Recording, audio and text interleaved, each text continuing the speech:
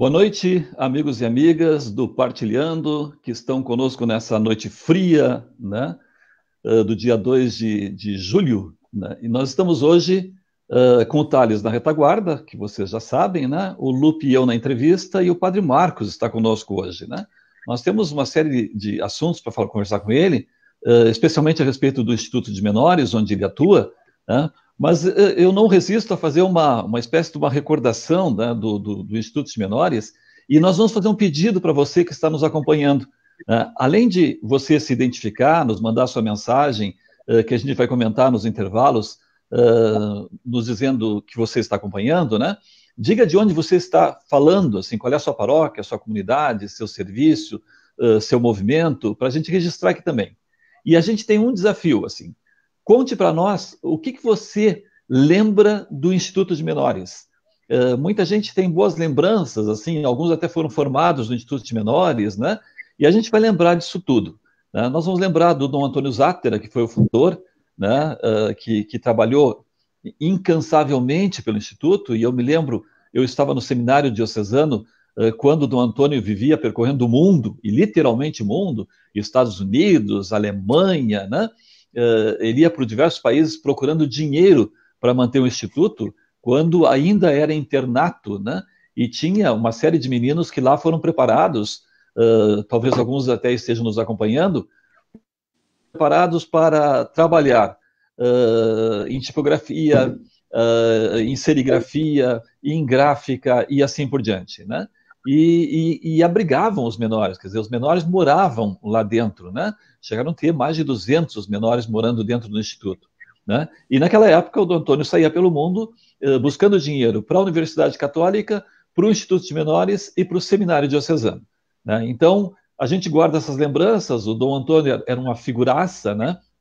O pessoal conhece, ele foi reitor da Universidade Católica, então muita gente conta, assim, lembranças do tempo que ele era reitor, em que ele muitas vezes perdia o próprio carro ali na volta da Católica, né? Então tinha que sair os funcionários a procurar o carro, porque o Dom Antônio não sabia onde tinha estacionado o carro, né?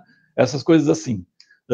Nós ficávamos muito preocupados quando o Dom Antônio viajava, e eu era seminarista e seminarista do menor, claro, eu devia estar com uns 12, 13, 14 anos, e quando o Dom Antônio voltava, ele queria nos mostrar, porque ele gostava muito de slide, de fazer slide, e ele queria nos mostrar os slides que ele trazia. Então ele ia à noite para lá, pelas 9, 9 e pouco, né? E mostrava os slides e fazia toda uma apresentação, e depois queria rezar um terço ajoelhado no refeitório. Ora, imagine, né? No seminário naquela época, a gente dormia pelas 9h30, 10 horas no máximo, né? E lá pelas 10 horas, quando ele terminava, 10h30, quando ele terminava, a gente já estava bambalhando, assim, estava dormindo, em pleno, ajoelhado no refeitório, né? Mas é uma figuraça, uma figura que merece o reconhecimento da história de Pelotas. Padre Marcos, boa noite. Como está o senhor? Boa noite, Manuel. Boa noite, Lupe. Boa noite a todos que estão nos assistindo. Hoje eu estou especialmente bem, né? Porque já que na igreja as festas começam nas vésperas, e o Instituto hoje, na verdade amanhã, mas já nas vésperas, faz 96 anos. Dia 3 de julho, aniversário do antigo abrigo Asilo dos Meninos Desvalidos, ainda lá no Dom Joaquim, né? Mas legal, né? Então, amanhã, 3 de julho, em 1924, começa essa história que nós queremos conversar hoje a respeito. Padre Marcos, na verdade, o surgimento do Instituto nessa época era uma época em que se falava muito, se trabalhava muito a questão da caridade, né? Aqui em Pelotas tem algumas brigas, algumas rixas, né? Uma delas era com a Câmara de Vereadores, porque a Câmara era dominada pela maçonaria, né? E ele muitas vezes entrava em conflito em função das questões até de caridade, de prática, né? Assim como entrava com o espiritismo, né? E assim por diante. E naquela época, né, a igreja precisava firmar posição, inclusive, né, dentro dessa questão dos menores abandonados, que eram muitos em Pelotas, né? A maçonaria estava tomando conta do ensino, tinha iniciado a Biblioteca Pública Pelotense, que iniciou como biblioteca, mas tinha um setor que era de formação para dar aula para pessoas que trabalhavam e assim por diante, né? Depois se criou o Colégio Pelotense, que também foi obra da maçonaria, ligado ao município, né? Bom, e aí surgiu o Instituto de Menores. Passou-se uma história, tem toda uma história, mas hoje, né, não vou dizer no tempo de pandemia, mas quando paramos com a pandemia, né, como é que está o Instituto de Menores? Bom, eu chego aqui em Pelotas em 2017 para trabalhar na igreja. Eu tinha vindo em 2012, fiquei de 2012 a 2015 trabalhando com engenharia, né? Eu sou engenheiro civil, vim fazer um pedacinho da estrada aí da BR. Eu até brinco, né? O único pedaço que ficou pronto no preço e no prazo. E isso me fez, esse exatamente que vai aqui da barragem do Santa Bárbara até ali no Arroio Pelotas, né? Ficou pronto no preço e no prazo. Nós entregamos em 2015, eu fui embora. E aí eu já tinha comigo mesmo um propósito que aos 60 anos eu ia largar a engenharia e ia ficar só por conta da igreja. E aí fiz 60 anos em novembro, a obra acabou logo depois, em agosto, fiquei até no fim, fui embora.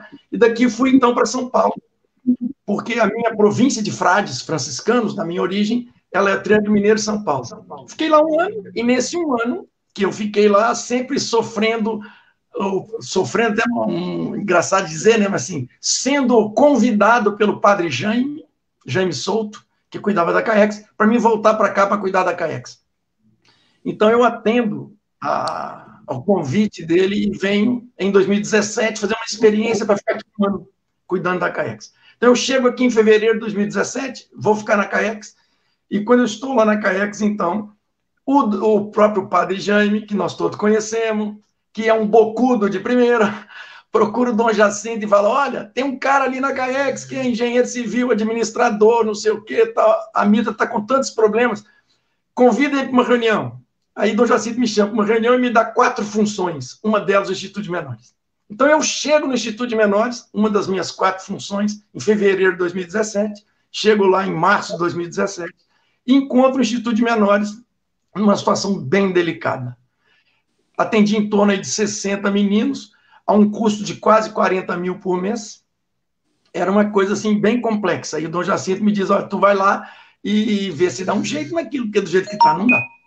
Tá bom. Então a gente chega lá no Instituto de Menores nesse tempo, faz algumas mudanças que são absolutamente necessárias, inclusive de pessoas, e hoje, 3 anos depois, eu tenho muita alegria de dizer que o Instituto de Menores, hoje, nós estamos atendendo 236 crianças e adolescentes, e numa perspectiva que vai muito além da tal da caridade, que era o que se pensava naquele tempo, que você lembrou tão bem. Hoje, para nós, trabalhar no Instituto de Menores está ligado àquilo que o Papa Francisco chama de misericórdia, no sentido de que, assim, a gente se envolver na vida dos meninos e das famílias, de forma que a gente consiga se colocar no lugar do outro.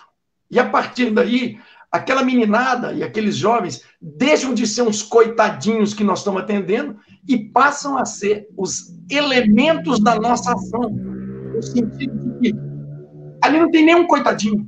São pessoas que a nossa sociedade, de uma certa forma, deixou à margem e que nós estamos dando uma possibilidade, uma oportunidade de que eles possam assumir a sua própria vida, de que eles possam se sentir importantes, né? Assim, e que com isso eles consigam ir dando passos no sentido de criar sua própria autonomia.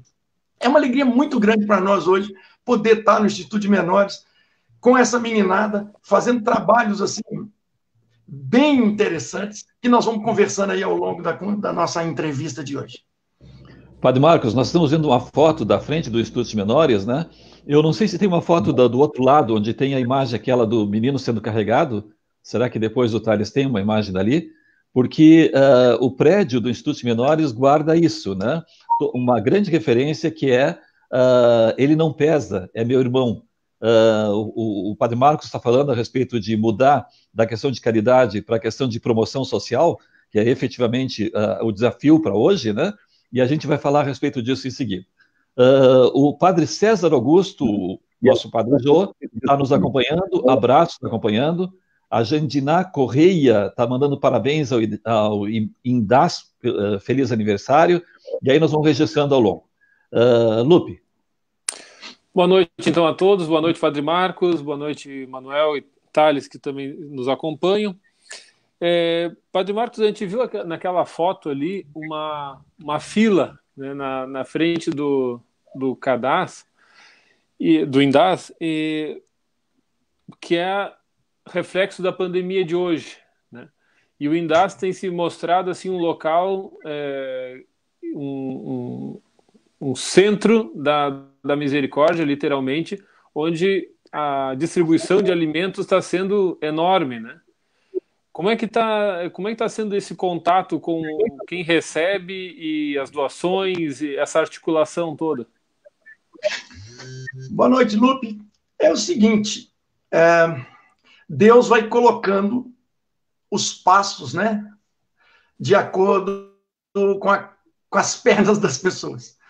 Então, quando começa o isolamento social aqui em Pelotas, eu chamo lá as pessoas, os funcionários e vários que nos ajudam lá como voluntários, e a gente recombina, então, do pessoal ir para casa, dispensa os meninos, e fica um pequeno grupo com o qual eu combino o seguinte: abram todas as nossas dispensas, tudo que a gente tiver aqui de alimentação e material de higiene, que é para sustentar o Instituto aí no primeiro semestre, que a gente já tinha conseguido comprar, convoquem as 50, 60, 70 famílias mais carentes das 180 famílias que nós temos lá, e nós vamos ajudar essas pessoas a passar esse período. Claro que as primeiras reações dos próprios colaboradores foram contra, né? Você está viajando, você está louco, e a hora que os meninos voltar, como é que nós vamos fazer e tal e tal. E eu sempre brinco e falo assim, gente, só está faltando fé, né? Porque não é possível que vocês não acreditam que a gente distribuindo tudo, as coisas veio em dobro. Alguns torceram o nariz e outros não, mas falaram assim, o padre mandou, então nós vamos fazer. Tudo que tinha na dispensa, tudo, chamamos as famílias e distribuímos na primeira semana. Tá? 14 semanas depois, que é essa que nós estamos concluindo, nós já distribuímos 3.500 ranchos, atendendo aí 2.100 famílias, com alguma coisa em torno de 60 toneladas. Como que é possível? Bom, tem duas explicações. Primeiro, vamos dar uma explicação técnica. O Instituto de Menores, nesses anos, vem ganhando novamente a fama que sempre teve, e que nunca deveria ter perdido, mas que ao longo do tempo teve uma queda bem acentuada, ao ponto das pessoas acharem, não, está fechado, só tem marginal, e não sei o quê, tá. O Instituto passou por uma crise muito grande. Mas um ponto muito importante foi o show 120 anos de Dom Antônio Zátera no Teatro Guarani no ano passado. Aquilo marcou um momento em que as pessoas falaram assim, é um novo Instituto de Menores. É um Instituto de Menores cujos meninos são especiais mesmo, são artistas, são pessoas importantes. Aí, ó, a foto do Instituto aí do espetáculo no Guarani, né? Foi uma coisa linda. Então, essa forma nova veio angariando pessoas. Então, veja bem, assim, como é possível que a gente tenha atendido tantas pessoas? A gente tem tido parcerias incríveis. Posso citar algumas, por exemplo, o supermercado do Nicolini.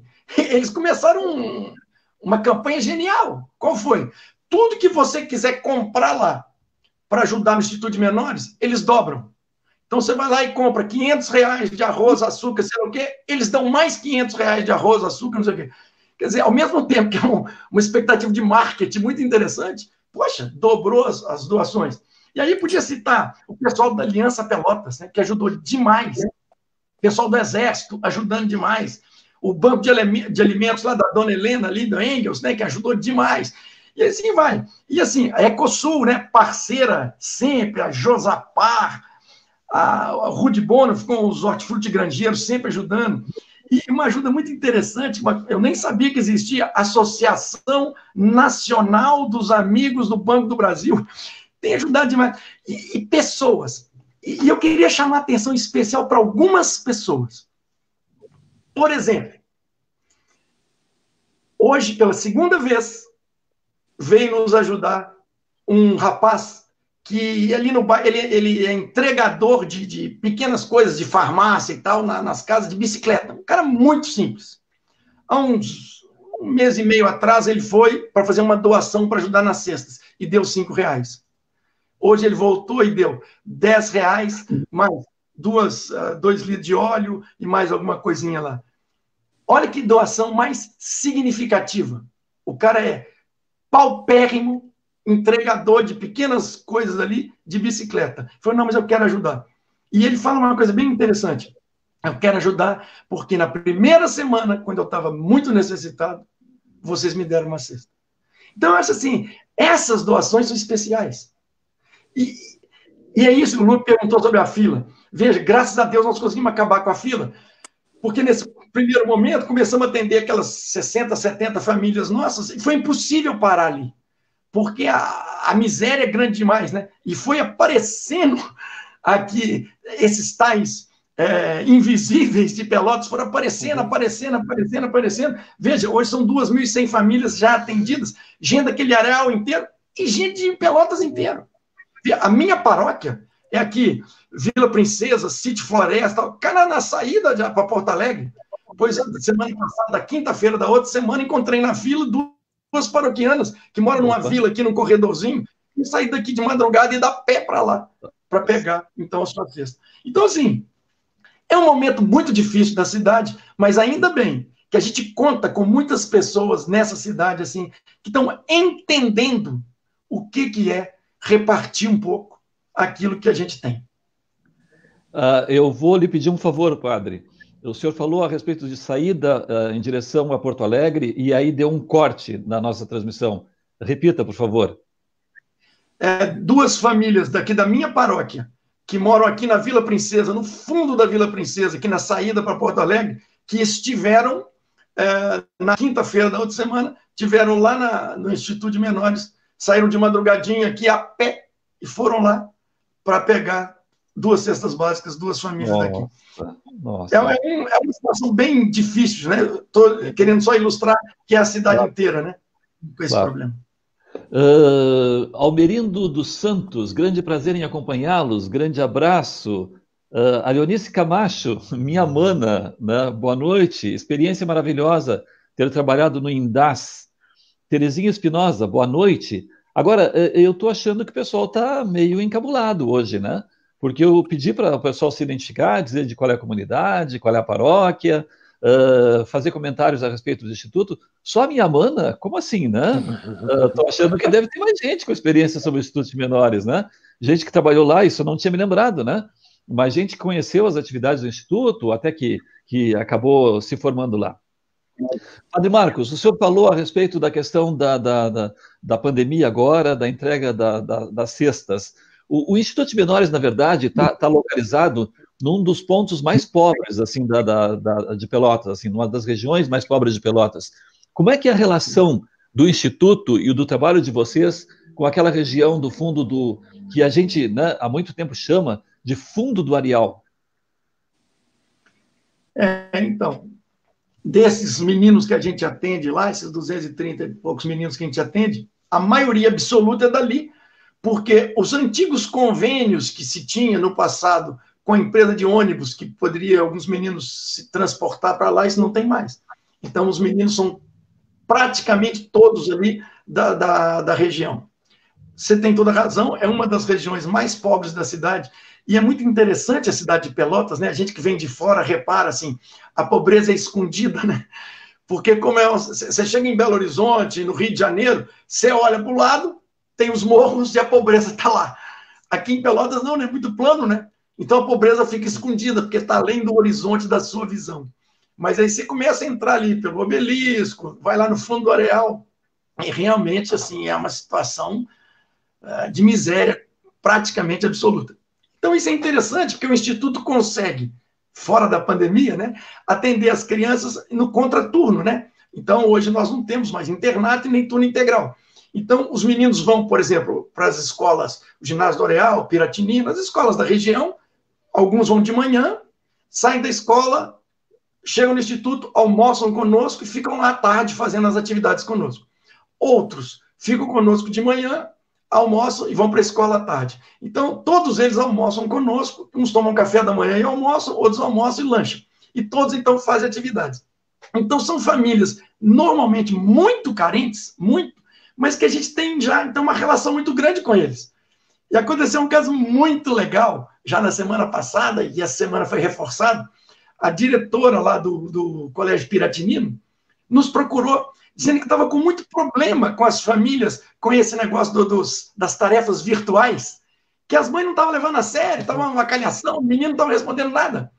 E que a gente que tinha muita relação com as famílias se podia intervir. Pois nós agarramos o telefone, sempre ligando para as famílias, algumas foram lá, e uns que não estavam conseguindo acessar as coisas, nós mesmos tiramos xerox ali no Instituto da Atividade, entregamos, e hoje, então, essa vice-diretora entrou em contato agradecendo, dizendo assim que as famílias aderiram, começaram a participar, não sei o quê e tal e tal. Então, assim, é legal, porque assim, a gente cria uma relação muito grande com as famílias, né? É um trabalho com a família toda. Que bom. Olha aqui. Vamos lá, só um pouquinho, Lupe. O Eduardo Neves está dando boa noite e dizendo que está acompanhando. Nós temos dezenas, já estamos com 50 pessoas acompanhando, praticamente desde o início, né, da nossa live, né, o que para nós é um prazer, uma alegria, mas continuo esperando. Eu acho que hoje o pessoal está encabulado, ou o frio que está congelando o pessoal. Os dedinhos estão embaixo das mantas, assim, né? Estão protegidos nas cobertas, já estão na cama, assim, protegida a coberta. O Almerindo dos Santos voltou. Vamos lá. Sou evangélico luterano, mas quando o assunto se refere à palavra de Deus ou semelhante, eu me ligo. Também ajudo os necessitados. Que bom, Almerindo. O Almerindo é radialista, né? Ou foi radialista, né? E está nos acompanhando agora. Lupe, por favor. O Padre Wilson também nos manda, né? O povo de Deus despertou ainda mais para a solidariedade neste tempo de pandemia. A alegria dessa obra diocesana. Aí, acho que nós podemos aproveitar a frase lema, né, do Instituto.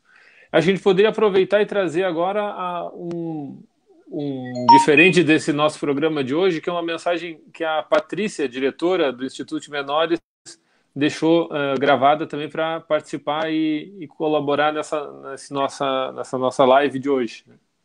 Vou pedir para o Thales colocar no ar para nós. Padre Marcos, aqui nós vamos meio do improviso, porque nós estamos começando agora, né? Então a gente conversa no ar, a gente diz as coisas que vão acontecer, né? Vamos lá, vamos lá. Essa informalidade. Bem informal, realmente bem informal. Thales, cadê você? Travou aqui, ele disse que daqui a pouquinho já coloca. Então, enquanto isso, a gente pode aproveitar o Sérgio Guimarães também coloca assim, né, o Instituto de Menores tem sido o evangelho vivo de Jesus. Aproveitando isso, Padre Marcos, eu queria só retomar um pouquinho dessa questão da educação e da importância para crianças e jovens, né, que são adolescentes, que são atendidos no Instituto de Menores. Né? Hoje de tarde ainda lembrava que os meus pais sempre diziam assim, olha, o que eu posso te deixar como herança é a educação. Né? E graças a Deus eles fizeram muito bem. Né? Lupe, só um pouquinho antes de tu passar para o Padre Marcos, porque como nós dissemos, né, Padre Marcos, eu também estou aprendendo, assim, 65 anos, a gente, né, não está ainda bem familiarizado com essas inovações tecnológicas, né, e eu estava em comentários da sala de vídeo, enquanto que é comentários de vídeo ao vivo, né, pô, também, Lupe, faltou isso na tua aula, Lupe, né? A Vera Regina Bueno, da Paróquia Nossa Senhora de Fátima, o Padre Wilson, como disse o Lupe, a Patrícia Dutra Frank, diretora do INDAS, tenho muito orgulho de colaborar com essa equipe, onde aprendo a cada dia.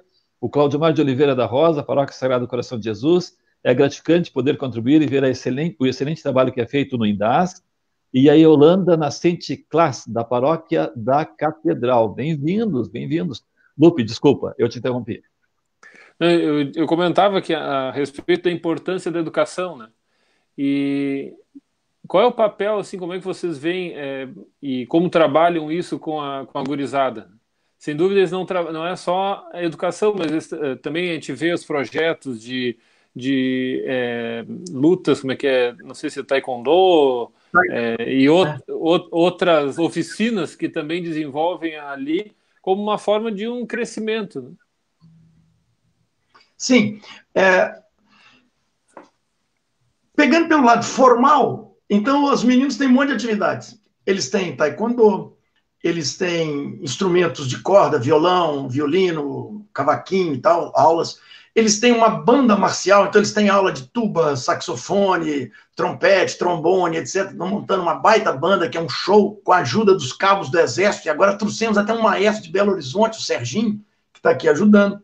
Eles têm aula de inglês, de espanhol, de informática, eles têm reforço escolar, tem esportes os mais variados, tem balé, tem dança.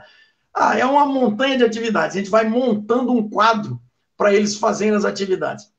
Mas isso é a questão formal. Agora vamos para a questão principal. A questão principal é, em todas essas atividades, o objetivo último é aprender a fazer juntos, aprender a respeitar os outros. Vou pegar o exemplo da banda. Então você põe os meninos para tocar numa banda. Então eu toco saxofone, o outro toca trompete e tal. E a primeira coisa que eles têm que entender, aqui nós não somos um bando, nós somos uma banda. Então não é cada um faz o que quiser e sai endoidadamente. Uhum. E para a gente funcionar, primeira coisa, você não deve faltar. Você não deve faltar no ensaio e nem deixar de ensaiar em casa. Por quê? Porque se você não vier, tem 4 saxofones, se você não vier, a música vai sair. Mas não vai sair tão bem como você tivesse treinado. Se você estiver tocando e não ouvir o colega do lado, você está tocando alto demais. Abaixa o seu som, porque todos precisam ouvir. E assim, a gente vai, regido por um maestro, alguém que compreende melhor aquilo do que a gente vai aprendendo a conviver uns com os outros, respeitando o espaço de cada um. Então, esse tipo de coisa que se discute na banda, se discute no taekwondo, se discute na dança livre, no balé, em cada coisa. Porque tem uma questão, Lupe, Manuel, que eu queria, assim, todo mundo que está vendo aí, que eu queria chamar bem a atenção. E se vocês me permitem, né? Vou dar uma de padre, vamos dar uma de padre aqui.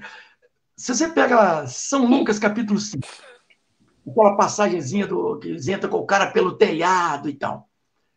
Todo mundo lembra da passagem, né, e tal, vai carregando e tal, o sujeito e tal, entra pelo telhado e tal. E é muito legal, porque aí entra pelo telhado e tal, aí Jesus fala, seus pecados estão perdoados, a história todo mundo conhece. Mas eu queria chamar a atenção para o que antecede essa história. Diz o texto assim, Jesus estava numa casa, um tanto de gente em volta dele, escutando a palavra. Chegam 2 sujeitos carregando um cara na maca, um paralítico na maca, que precisava de Jesus. Mas não conseguem chegar até Jesus. Tanto assim que eles não desistem, vão pelo telhado. Mas por que eles não conseguem chegar até Jesus? Porque a multidão está de frente para Jesus, se inebriando com o que ele fala, mas está de costa para quem precisa. Não percebem a importância que é estar atento à chegada de quem precisa. E isso obriga os 2 a subir no telhado e tal. É um pouco isso que a gente discute no Instituto hoje, sabe? Assim, é estar atento à chegada de quem precisa. Mas você é um padre muito esquisito, porque você fica falando esse negócio. Presta atenção, não estou falando nada contra quem vai em celebração, quem reza. Claro que não, isso é tudo perfeito, perfeito. Mas, por favor, né? Por favor, se você pega lá, então vamos lá, Mateus 25, finalzinho do juízo, não sei o quê, tá. Quando lá o grande juiz separa os bode velho das ovelhinhas, ele não perguntou quantas missas você foi, quantos terços você rezou. Padre Marcos, você era padre, quantas missas que você celebrou? Ele não vai perguntar nada disso. Qual é a única pergunta que ele faz? Quando eu estava com fome, você me levou comida? Quando eu estava com sede, você me levou bebida? Quando eu estava nu, você me vestiu? Quando eu estava no hospital, você me visitou? Quando eu precisei de um avalista, você se propôs? Quando o meu filho era viciado em droga, você encaminhou ele para algum lugar? Quando eu precisava de emprego, você pediu ao seu patrão que naquela vaga lá me colocasse na loja? Olha, não sou eu que estou dizendo. É Mateus que diz, que Jesus diz. Então é interessante isso. Porque aí, quando eu vejo um trabalho como o do Instituto, e eu não estou falando de mim, não. Estou falando dessa galera inteira. Olha, nós temos a turma que ficou da turma antiga, mas hoje é uma galerona que chegou, e depois eu vou até citar alguns para a gente lembrar. Aliás, eu vou citar de uma vez, eu fiz até uma lista bacana aqui para a gente lembrar das pessoas. Ó, a turma que ficou da velha turma, a Ana, a Vivi, o Jocely, a Charlene, a Paola e a dona Silvana, a professora, e o Padre Zanetti, claro, que é o presidente. Depois, os voluntários, lá daquela primeira hora em 2017, naquele caos, o trem não tinha dinheiro, não tinha nada, não tinha, a fome era a pior do mundo. Aí aparecem a Amanda, a Aline, a Bruninha, o Cecel e uma galera do Emaús, tudo voluntário, e bota o Instituto para rodar, sem dinheiro, só com os voluntários. E hoje nós somos uma galera, entre funcionários e muitos voluntários, né? Ó, a gente pode pegar hoje o Rossano, o Serginho, a Patrícia, que vai falar daqui a pouquinho aí, né, que é a nossa diretora, a Kellen, a Sandra, o Lucas, faz tudo lá junto com o Jocely, a Letícia, a Marlise, a Adriano na cozinha junto com a Marlise, a Rita, Luciano, o Vitor, que vem emprestado da Católica, que nós não vamos devolver, a Petrina, a Mariana, a Laura, a Mariane, a Jéssica, o professor Jefferson, a professora Anne da UCPEL, que foram apaixonados, não saem mais de lá, a Isabela, a Giselane, a galera da Odonto, mas uma turma da Odonto, uma galera da arquitetura, do direito, serviço social, da psico, da pedagogia, os cabos da banda do Exército, os subtenentes Jaci, os nossos menores aprendizes, Lucas, Fernanda, Vitória, uma montanha de gente. É esse exército de gente que hoje toca o Instituto de Menores. Então, assim, para mim é um privilégio conviver com essas pessoas que reconheceram que, junto com as nossas orações, junto com os nossos cultos, celebrações e tal, a gente está sempre atento àqueles que estão chegando. Porque aí sim nós estamos entendendo o que Jesus quer de nós. Tá bem. Vamos para o vídeo? Vamos ver se o Thales consegue.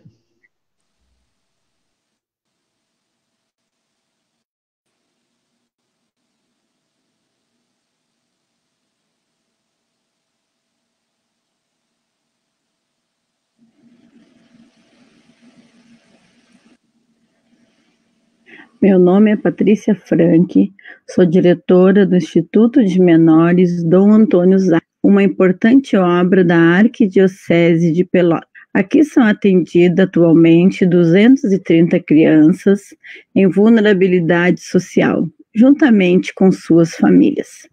Essa obra é coordenada pelo Padre Luiz Zanetti, juntamente com o Padre Marcos Bicalho, que acompanha a obra bem de perto, nos visitando todos os dias. É muito importante para o nosso trabalho esse acompanhamento dos padres,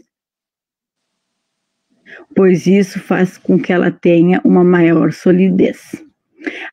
Aqui são servidos atualmente café da manhã, almoço e lanche da tarde, além de aulas de taekwondo, arte, música, dança, reforço escolar, e também lançamos um projeto com as mães, chamado de Clube de Mães, para que as mães tenham o seu próprio ganho. Todo esse trabalho não seria possível com a ajuda do Padre Marcos e de todos os voluntários e amigos que acompanham o nosso projeto. Olha aí, né? Mas vamos ver. Que bom que a gente conseguiu ouvir a mensagem agora, né? Posso fazer um pequeno comentário? Claro, Vocês claro. na mesa dela, o Dom Antônio Zátera lá? Sim, na mesa da Patrícia, o bonequinho, né? Bonequinho. Aquele é o prêmio máximo, é a honraria maior que a gente oferece anualmente para aquelas pessoas que mais nos ajudam. Ano passado, 2 receberam, esse ano vamos ver quantos vão receber. Para nós é o nosso prêmio máximo. Alguns dão placas, dão memoriais, sei lá o quê. Nós damos o fundador, né? Nós damos o Dom Antônio de presente para as pessoas. É muito lindinho, né? Tá ótimo, tá ótimo. Olha aqui, está nos acompanhando a Lidiane Rios Meirelles, sou da Paróquia Sagrado Coração de Jesus e acompanho o trabalho do Padre Marcos Bicalho e de outras pessoas no INDAS, que é um projeto lindo e que muitos trabalhos são desenvolvidos lá, muitas oficinas, etc. O Bruno Frank, boa noite, lindo trabalho do INDAS, Paróquia Operários de Cristo. A Mariane Einhardt, boa noite, com muita alegria, sou voluntária no INDAS, no setor de comunicação e participo na Paróquia Operários de Cristo. Ricardo Mendionto, que orgulho do trabalho desse povo de Deus do INDAS, continue ajudando a comunidade. Teixeira, estou a ver. Ana Emília Coelho Palmeiras, boa noite, me sinto orgulhosa em trabalhar no INDAS. Gerson Frank, Paróquia Operários de Cristo, temos orgulho desse trabalho.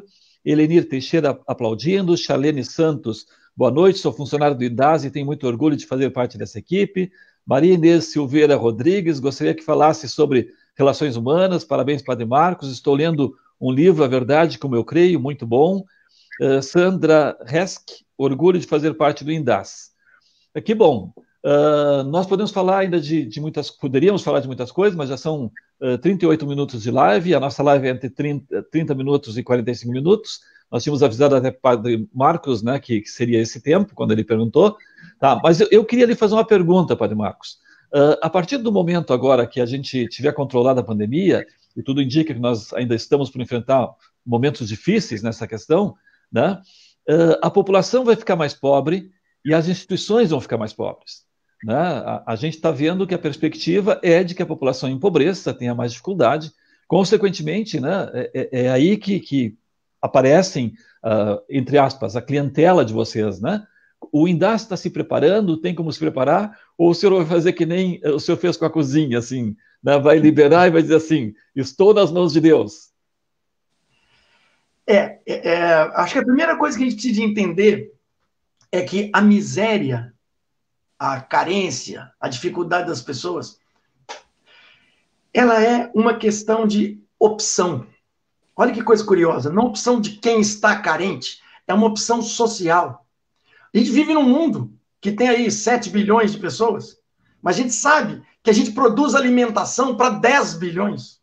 Então, como é possível que a gente tenha aí em torno de 1/3 da população que passe fome? Só tem uma explicação. Está mal distribuído, né? E isso é interessante, porque vale para o mundo, vale para Pelotas. Pelotas não precisa ter miséria nenhuma. Basta que as pessoas compreendam que é preciso distribuir mais. Queria chamar a atenção para um casozinho que eu contei na homilia de domingo, que foi muito interessante para mim. Uma senhora, vou contar rapidamente, porque tem gente que não ouviu, né? E já aproveito para sugerir aí, quem depois quiser ouvir, lá no YouTube, o canal é Marcos Bicalho e tal, todo domingo tem uma homiliazinha lá. Então, nesse domingo, eu contei a história de uma senhora que todo dia passava na porta do INDAS, quando tinha aquelas filas enormes, que agora a gente conseguiu reorganizar a distribuição de ficha para não dar fila, mas ela passava lá, via aquelas filas e pensava, quantidade de gente vagabunda que não quer trabalhar, não sei o quê, e ainda pensava, e esses idiotas aí, desses padrecos aí, esse povo de igreja ainda alimentando esses vagabundos e tal. Até que um dia ela passou na fila e viu na fila uma senhora que tinha sido babá dos 3 filhos dela e tinha trabalhado na casa dela há 20 e tantos anos. E ela falou, não, mas espera aí, essa senhora, eu sei que ela não é preguiçosa, trabalhou comigo a vida inteira. O que ela fez? Foi no supermercado, encheu o carro de mantimento e foi lá, parou lá. Nós estamos descarregando o mantimento, ela disse que queria falar com a coordenação e tal, foi falar comigo. E ela então contou o caso, que a moça tinha sido babá dela, não sei o quê, e que ela então tinha ficado muito impressionado com aquilo, achando que, peraí, então não era só vagabundo e tal. Quer dizer, o fato dela encontrar alguém que ela conhecia mudou a forma dela pensar. Tá. Mas aí ela me fez a pergunta que não devia ter feito, né? Ela falou, tá, então eu já trouxe comida aqui para ajudar, tá, mas eu acho que é pouco, eu queria fazer mais. Aí eu falei, bom, por que a senhora acha que ela está na fila? Ela ficou pensando, falou assim, porque naquele tempo que ela foi babar lá em casa, não usava assim, assinar carteira, então eu nunca assinei carteira dela, provavelmente ela não conseguiu aposentar. Falei, pois é, então vamos lá. 2 atitudes. Primeira, a senhora é uma pessoa que tem condições, peça seus amigos advogados, ou contrate um advogado, para ajudá-la a mexer nos tais papéis e conseguir se aposentar. E segundo, até que ela consiga isso, que tal a senhora assumir uma aposentadoria para ela e pagando mensalmente? A mulher ficou horrorizada com a ideia. Mas eu sei que levou para casa esse pensamento, assim, porque tem uma hora, sabe, gente, que tem que dar mais um passo. O primeiro passo é muito legal. Eu dou o que me sobra, né? Eu faço caridade. Tal. Esse passo é genial. Já está bom. Mas isso é bom para quem recebe. Mas para quem doa, não faz diferença nenhuma. Não mexe na alma de quem doa. O grande passo de conversão, de aproximação com Jesus, para quem está doando, é no momento em que você, de fato, conseguir se colocar no lugar do outro. E começar a dividir, não o que te sobra, mas aquilo que te é útil. Aquilo que até te faz falta. Você abrir mão de alguma coisa para ti, para poder dividir com o outro. E aí, vou dizer para vocês, aí não tem miséria. Porque o que nós temos estocados e guardados nas nossas casas, como tínhamos no Instituto de Menores, é mais do que suficiente para a gente passar por qualquer pandemia. Só que eu sei, assim, esse padre é um sonhador. Sou. Afinal de contas, eu sigo um outro sonhador, ou tento pelo menos seguir um outro sonhador que foi assassinado por causa dos seus sonhos, né? Mas que mudou o mundo. Hoje, todos nós cristãos estamos aqui por causa desse grande sonhador que nós cremos ser o nosso Deus, que foi tão sonhador que se encarnou como um de nós e veio ficar no nosso meio. Então, assim, eu sou muito feliz de estar aqui em Pelotas, de ter caído aqui em Pelotas. No primeiro momento, eu imaginei que um frio e uma umidade dessa não são coisa para mineiro, mas agora eu fico entendendo que Deus deve ter alguma coisa para mim, além de me matar de frio nesse lugar aqui, que é realmente assim, poder vivenciar isso, né? E estar conversando com vocês, e estar ajudando nessa diocese, com o Dom Jacinto, que é uma pessoa assim, que me acolheu hiper bem, e está tentando, de alguma forma, nas diversas áreas em que ele me colocou, dar uma contribuição bacana. E queria só terminar chamando a atenção para um caso muito importante, que a gente precisa de desenvolver nessa meninadinha, criar neles o sentido da autonomia. São meninos, e não são só os meus lá, não, são meninos em geral, e até, vou te falar mais, os cristãos católicos, vejo na minha igreja e tal, somos uma população de pessoas heterônomas. A gente faz, ou tenta fazer o certo, não porque tem medo de ser punido. Então, você paga a conta da CE porque senão vão cortar sua luz. Mas é curioso, porque no momento em que você não for punido, você não faz o certo. Por exemplo, cortar os radares. Aí você anda 180 por hora. Não, o radar está funcionando. Você cai para 60, para 80. Então, você não faz o certo que é certo. Você faz o certo para não ser punido. É aí que está o problema. E aí a gente fica daqui falando da corrupção, do político, não sei do que, não sei do que, mas nós mesmos baixamos vídeo sem autorização, temos um Windows pirata no nosso computador, nós mesmos estamos aí colando nas provas para passar. Eu sei, vamos falar comigo que os exemplos são muito ruins. Claro, e o exemplo mais recente é pior ainda, né? Se até o candidato a ministro estava colando, gente, é uma vergonha para nós todos. Se até o candidato a ministro estava colando e falsificando currículo, imagina o que nós vamos falar para os nossos estudantes. Ainda bem que isso veio à tona logo e não é nosso ministro, né? Mas assim, nós temos que tirar esses maus exemplos e colocar os bons exemplos. Quantos professores de altíssimo gabarito nós temos, que são bons exemplos para essa meninada, que estão aí para mostrar para os meninos, compensa, é importante, vamos criar uma autonomia pessoal para dizer assim, eu vou fazer o certo porque é certo, e não porque eu vou ser punido ou vou ser premiado. Eu vou fazer o certo porque é certo. Então vamos procurar descobrir o que é o certo para fazer o certo. Ótimo. Vamos encerrando, Lupe? Isso. Deixo contigo, então, a primeira... Não, vamos fazer o seguinte, despedida? Vamos deixar para o Padre Marcos, né? Porque aí nós vamos lhe dar a seguinte orientação, Padre Marcos. A gente encerra agora, o senhor deixa uma mensagem, tá? Se quiser, pode nos deixar uma bênção, inclusive transmitida, né? Por favor. Depois eu faço uma mensagem de encerramento e o Lupe, e depois a gente tira do ar e a gente pode conversar um pouquinho a mais, tá bem? Tá bem. Só peço que o Padre Marcos não deixe de dizer como que o pessoal pode ajudar. Também, ainda quem está assistindo e que gostaria de ajudar, não deixe de falar sobre isso. Quem sabe, enquanto o Padre Marcos está fazendo a sua mensagem, se coloca de novo o cartaz aquele da ajuda que o Thales tem lá. Né? Padre Marcos, com o senhor. Tá aí na mão.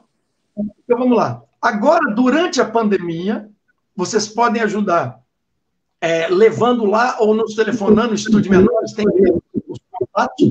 A gente busca também gêneros alimentícios e tal. E a gente tem recebido muitas doações na conta do Indas em dinheiro. E aquilo que eu expliquei no começo, a gente compra no Nicolini e ele dobra a compra. Mas se vocês também quiserem ir lá e comprar, dizer que é para o Instituto de Menores, eles dobram. Isso ajuda para a pandemia, agora na sexta, dos ranchos e tal.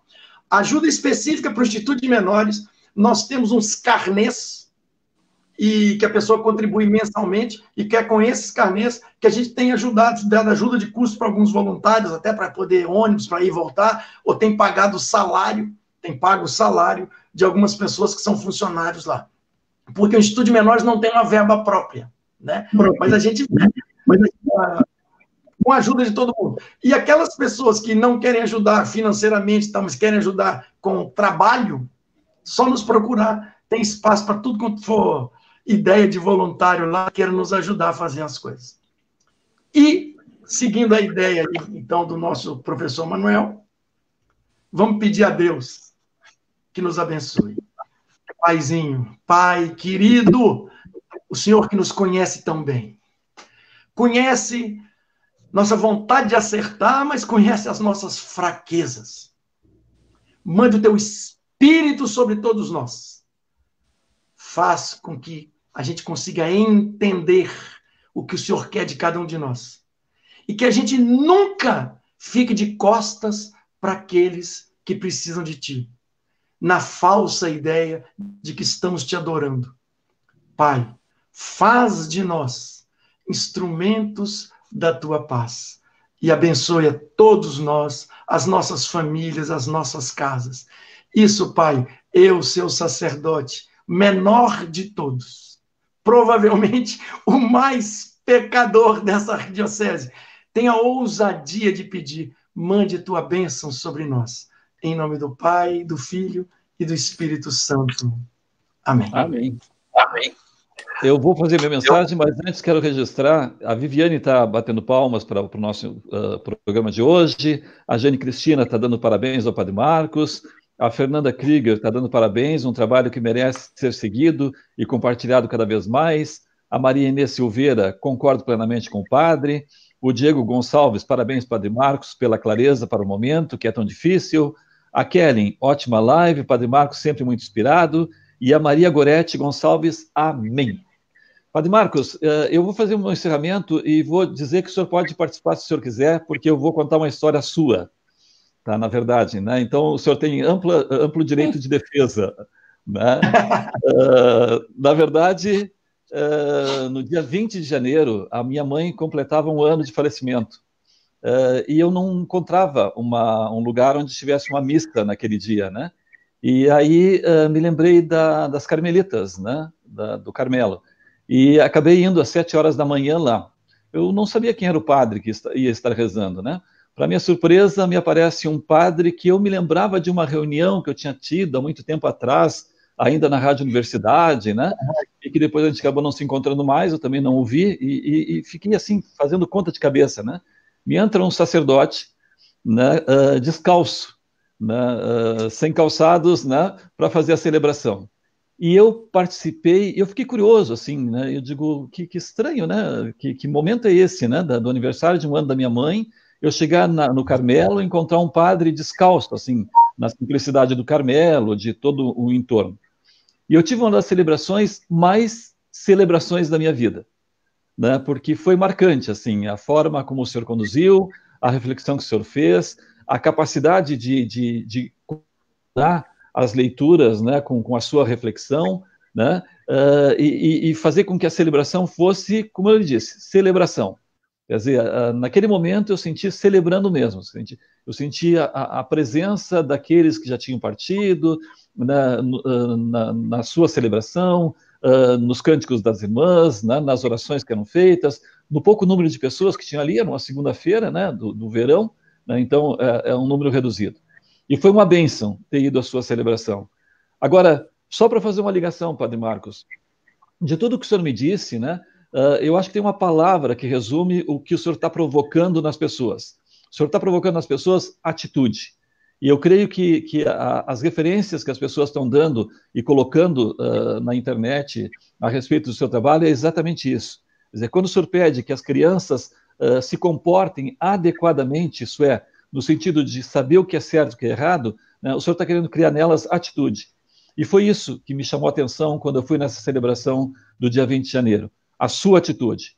Desejo que também Deus o abençoe, que também Deus o proteja, porque nós precisamos de atitude, especialmente nesse momento. Tá bem? Grande abraço para o senhor. E se quiser se defender... Não, só para dizer assim, que bom, né? Que o Espírito Santo resolve agir através de qualquer um, mesmo que seja uma pessoa como eu. Fico feliz. Lupe, por favor. Muito bem, então, queridos irmãos, amigos que nos acompanharam nessa noite, nosso muito obrigado. Obrigado, Padre Marcos, em primeiro lugar, por ter aceitado, apesar dessa noite fria. Nós temos agora 2 noites aí com mineiros, né? Semana passada o Padre Wilson nos acompanhou, não estava tão frio. Agora, com o Padre Marcos, uma noite bem mais fria. Bem gelada. Bem gelada. E queremos agradecer também... lembrando que, apesar nossa live normalmente é quartas-feiras, ontem, por um problema de falta de luz, a gente não conseguiu realizar, e o Padre Marcos aceitou e acolheu o nosso pedido de fazermos então hoje. Nosso muito obrigado. Obrigado, Manuel, Thales, que esteve conosco, e a todos que acompanharam conosco essa nossa live partilhando dessa quinta-feira, excepcionalmente. Na semana que vem, quarta-feira, né, voltamos ao dia original, nós teremos a participação do Andrei, que vai falar sobre economia de Francisco, algo que está tomando corpo pelo mundo inteiro, né? E é uma forma nova da gente ver e repensar até mesmo a nossa caminhada, porque, né, a pandemia está nos mostrando cada vez mais que é necessário a gente reavaliar várias coisas, posturas, e provavelmente ficar naquilo que é mais essencial. E o André, então, vai estar conversando conosco sobre esse projeto, né? Eu ainda comentava com ele, não sei se dá para dizer só que é um projeto, é mais do que um projeto, né? Uma forma de vida, né? Então, quarta-feira que vem, 20h30, aqui pela live, pela página da Arquidiocese no Facebook, teremos esse momento, então, sobre economia de Francisco. Uma boa noite a todos, muito obrigado, até semana que vem. Uhum.